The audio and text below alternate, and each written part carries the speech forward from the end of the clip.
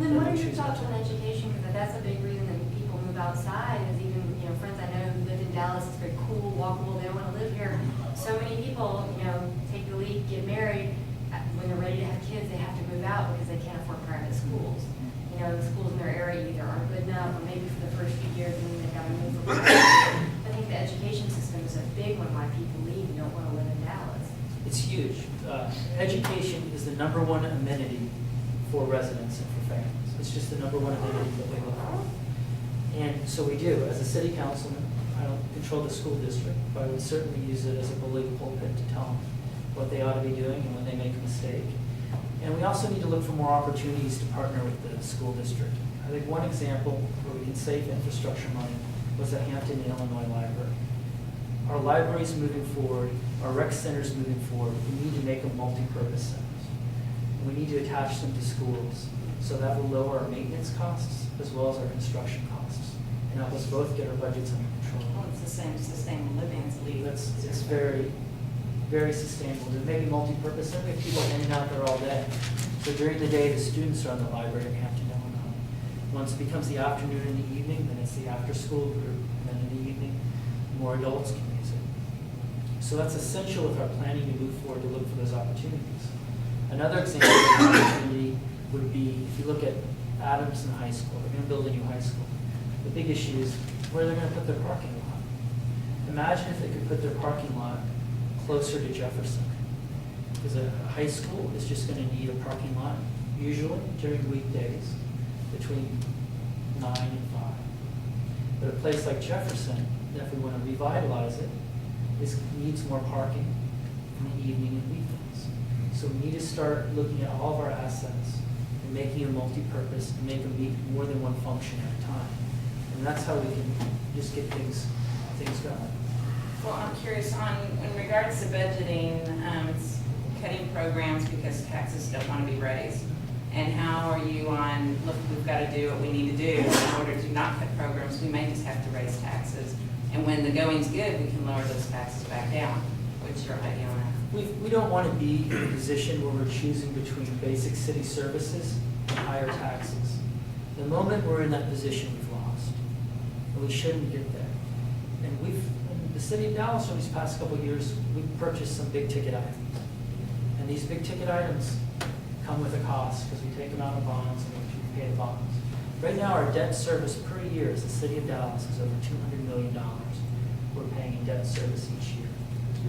We need to look at these big ticket items that we're buying, and we need to cut back on them, and we need to start making basic city services a priority, because it is completely unfair to go ahead and purchase all these big ticket items, and then we have to pay those bond money. Then the money left over, we say, well, it's not enough to cover the basics. We need to make the basics a priority. It's also a priority with our infrastructure spending. So often now in the city of Dallas, we can't keep our libraries that we have open for sufficient hours.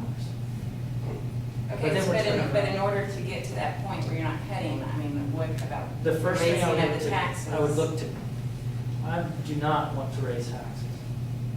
I want to look to cut the big ticket items. What are some of the most, because I don't know yet, just to get some idea of what you're thinking is, what are like the most egregious violators of this? From the bridge or the hotel. Well, the bridge is with any suspension bridges are notoriously expensive to maintain. And that goes into how we're thinking. We don't think about the operation of maintenance when we build infrastructure projects.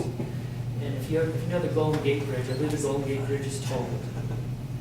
And what they actually have is they have a staff. It's a much bigger bridge than the Calatrava Bridge. But they have close to 20 full-time welders and 40 full-time painters that just go from one end to the other. Suspension bridges are an absolute fortune to maintain. And if you build them, where are you going to get the operation money? Where are you going to maintain them? And those are big questions that we have to think when we go forward with these big ticket items. Do you have any, go ahead. I was going to say, do you have any say as to, or does the council have any say as to the proposed I-30 and I-35 bridges? I know there's not hardly any money in TxDOT, but I know what Fort Worth did. They scrapped all their plans for Calatrava type stuff. And they looked at just putting in bridges. Is that something that the city council can do or persuade TxDOT, because I know the TxDOT property, so how does that work? Well, the city of Dallas goes out and tries to find donors for these bridges. So that represents some capacity we have for attracting donors for certain items. So we have to consider, what do we want as a city council in the city to attract donors for? Is it giant bridges?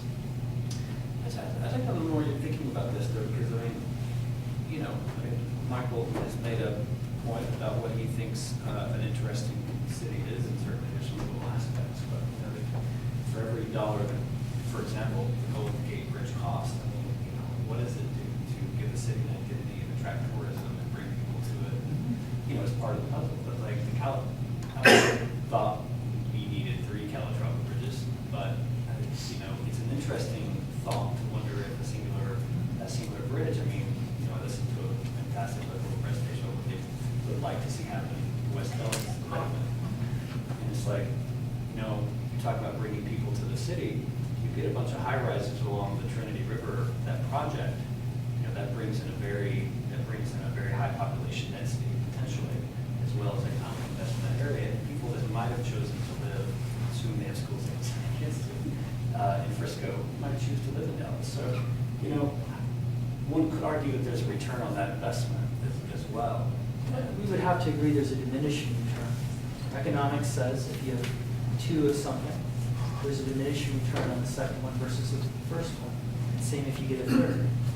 Your third one's not as valuable as your first one, as your one. So there's certainly a diminishing return as we increase the number of bridges, which at one time, if you remember, was 5. Oh, it was 5. I never did count. I thought it was 3. If it was just up to you, not as a council member, but as an executive making the decision, and you know what you know right now about the bridges, Mhm. and they said, we'll give you these bridges for $345 million. What would you say? You got You don't yes need or more no? than one. What? You don't need more than one. So you'd go, let's do one, but going beyond that, we're Definitely. extreme. We've got one. You think we picked the right one to start with? Or should we have done another one? That's a tough question too, because the landing, the issue with that bridge is no one thought about the landing. Oh, you mean the Yeah. totally undeveloped So area? any project you Well, do, the people thought actual that. landing, the actual landing is coming in, a bridge that big, it's a huge bridge. It's coming in Yeah. too hard and fast. Oh, okay, You yeah. actually want the intersection to be moved out a couple hundred yards. Because on this, for the stoplight, it's gonna be at the edge of the bridge. It's like a little You have geometric traffic. reminder you did not need a suspension. Well, that's what Woodall Rogers did anyway. Woodall Rogers was doing that anyways, they just extended it. Extend it, and it's gonna queue up. The traffic's actually gonna queue up on the incline of the bridge. So you have people going 70 miles an hour. Coming up over this hill, they're gonna look down, there's a stoplight.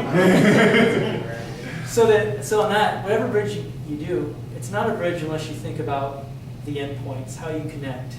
And they certainly didn't look at how this lands. And the other issue I would say about bridges, and this is true with the La Bajada community, is I'm a big believer in the theory of proportional infrastructure spending. That's this idea, I'll tell you this, so if you go to the La Bajada community and you say, what do you need? And you went by there a couple of years ago, you can go now. They won't say, I need a $120 million bridge by a Spanish architect. They're not even gonna say, I need a $10 million deck park next to it. What they're gonna tell you about is, our streets haven't been maintained in the past 40 years. We need some money spent there. We have another street near a school that's too wide, people are going too fast. Our park hasn't been upgraded in 20 years, we could use some playground equipment. We'd like to get some neighborhood identity by putting sign toppers. The community center has a roof that's falling in, we could use money for that. So the idea with proportional infrastructure spending is if a city is gonna come in and spend $120 million on a bridge for cars and $10 million on a bridge for a deck park, they need to spend a couple $1 million on the adjacent neighborhoods to make them feel like they own the project and this big investment isn't going next to them to push them out. And that's how you get communities invested, maintain their character, and let them grow, and get them on board. Scott, I got a couple of questions. One of which, and I have no idea, the renovation of Stevens Park Golf Course. Was that a bond deal? So that was all a bond? Yes. And it was paid for, so it didn't come out of taxpayer money? Well, we pay it, hopefully with. Right. Because, as Dan and I were driving over, and I see it almost every day, I think it'll be a great asset to North Oak Cliff. and it will be an attraction for people, you know, to move here. But on the other hand, I think, gosh, in these economic times, couldn't that money have been spent on something more worth? But we didn't know that then, probably. Right, yeah. But, so it is a bond, and we'll have to repay it, okay. That I didn't know. The other thing is, I'm totally against the Trinity project. Back when it first started, what, 10 years ago, 12 years ago, and we got all the flyers and went to the meetings and all, and they showed all the yachts going up and down, and the lakes and the water skiing and the sidewalks, there's gonna be another river walk and locks, and I mean, yeah, I was for it, and I voted for it. I thought, man, this is fantastic. But unfortunately, I read Jim Schultz in the Dallas Observer, and so I'm totally against the whole thing now, the highways, everything. Let's just scrap the whole damn thing, excuse my language in church, scrap the whole thing, and use whatever money is there for the levees, because that's what I'm afraid of, is the levees and for flood control. And I think they've been trying to do this since the late 1800s, and it's never been successful, and I don't think it will ever be done. It's because of the nature of the bottom, the sand and all. So let's just have a river there and have flood control and be sure the levees are strong so we don't have a Katrina. What do you feel about this? Levees, levees, levees, they're so important. They're doing two things right now. One, protecting lives in West Dallas. The other is tax base in the design district and even up to the hotel next to 35. There's, if the flood map gets redrawn, which is the 100-year flood map, not only are you going to endanger people's lives in West Dallas, because people in West Dallas are going to be required by federal mandates, they have a mortgage to buy flood insurance. And many of them won't be able to afford it. On the other side, we're putting at risk $6 billion in tax base. Because what happens if you're in a 100-year floodplain, the city's not going to issue you any permits. It essentially comes down, I mean, people aren't going to invest in the buildings, want to be in there, they're going to have to buy flood insurance for everything. So it's the largest risk right now is we have to take care of these levees, and we should have already done it. We should have already had a bond package in place to protect these levees. Well, isn't that one of the delays, what your reason for some of the delays on the building going on is because the Corps of Engineers, so the levees aren't? That's right. What the city's doing is there's two standards. There's the 100-year floodplain standard, which is for the maps by FEMA, but then there's an Army Corps of Engineers standard, which is an 800-year standard.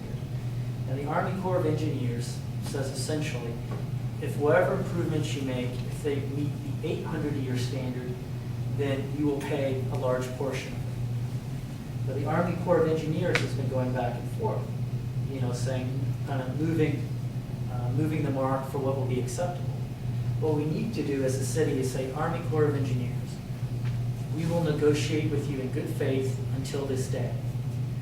If at that day we haven't reached an agreement on what will be acceptable for the levies, we need to go at it alone as a city. Because there's just too many lives at risk, and there's just too much tax base at risk if the FEMA map gets redrawn. And so we should negotiate in good faith and tell them that until a certain day. If not, we've got to go at it alone, because it's our lives of people in West Dallas, and it's our tax base on the other side.